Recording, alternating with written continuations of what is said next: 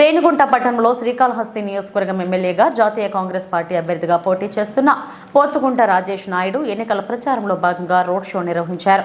రేణిగుంట పట్టణంలోని ప్రధాన వీధుల్లో రోడ్ షో జరిగింది.